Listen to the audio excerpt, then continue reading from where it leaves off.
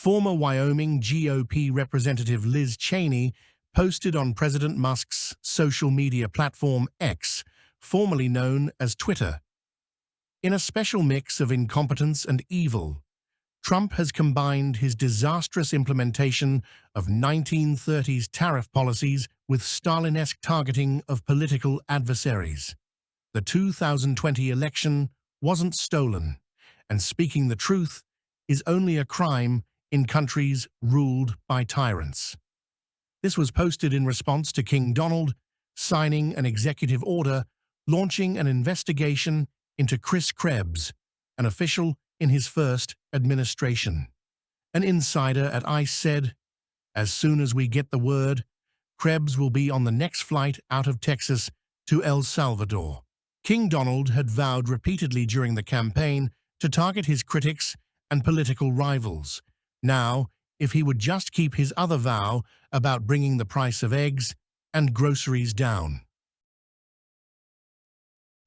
Robert F. Kennedy Jr., the Health and Human Services Secretary, was forced to endorse the measles vaccine this month after the outbreak had infected more than 700 people nationwide and killed 3. A HHS spokesperson said the health secretary is not anti-vaccine. He and his children are all vaccinated. The MMR vaccine, which includes protection for measles, mumps, and rubella, typically costs between $100 and $125 per dose. Many insurance plans cover the cost of the vaccine.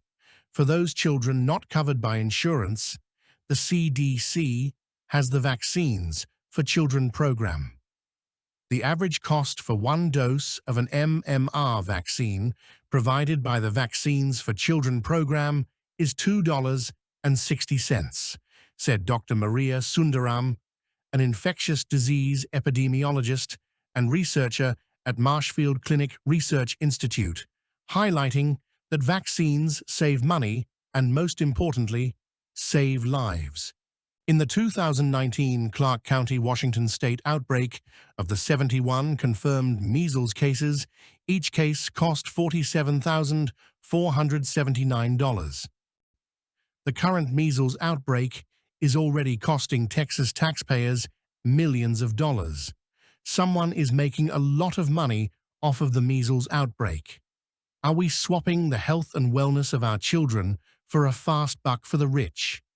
Secretary Kennedy, what does your stock portfolio look like? Maybe the new HHS motto should be improving the wealth and well-being of America's rich. At a recent GOP congressional retreat, the representatives had their annual physical exams. A nurse who was there disclosed some comments made by the doctor doing the exams. He said, "It is sad, but none of them have any balls." Later in the day, while they watched Troy Niels from Texas on the tennis court leading the other congressional members in practicing to jump 3 feet and scratch their heads, as not all Republicans can do 2 things at once. The doctor mused, "I think the last time I saw balls on a GOP member of Congress, it was Liz Cheney." Health and Human Services Secretary Robert F. Kennedy Jr. shared his plans with King Donald during a televised cabinet meeting that a massive testing and research effort to determine the cause of autism will be completed by September. An insider at HHS said, "The plan is simple. Once the gene for autism is identified, the test subject will be sterilized. Their siblings will be sterilized. Their parents will be sterilized, their offspring, if any, will be sterilized, and all of their first and second cousins will be sterilized. We aren't going to force sterilization on people. We aren't monsters. If they refuse sterilization, we will just send them to El Salvador." If everything goes as planned, HHS will begin the testing of school children in January of 2026. When they return from Christmas break. By 2028, we expect to have no new cases of autism reported. When asked if that contradicted Secretary Kennedy's long-held stance on the relationship between vaccines and autism, they stated, "No, because that was a real thing."